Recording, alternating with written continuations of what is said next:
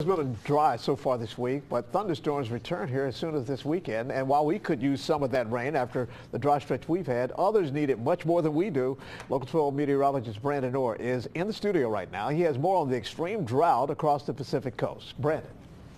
Hey, John, the drought in the west, though, does not compare to anything we've seen here in the Ohio River Valley. It's still expanding with no relief in sight. This morning, massive wildfires are making for poor air quality across the northwest, and it's causing respiratory problems for people far from the fire lines and even grounding aircraft used to fight the fires.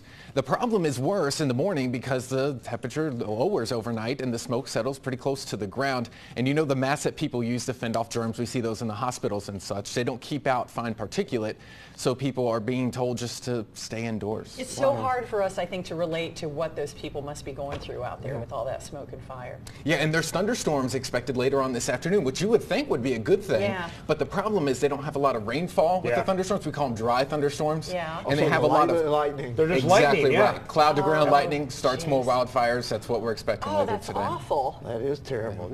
Gosh. Can't get a break. No. At all. Yeah, and the air quality part of it is something you really don't think a whole lot about. Right. You know, you think of the fire and the danger with that, but Yeah. the surrounding areas, boy, that smoke can be a huge, huge problem as well. Goodness. Yeah, and when you have rain, it dampens that down too. Yeah. So anyway, fingers crossed for them to get some rain with those thunderstorms and not just the Right. dry.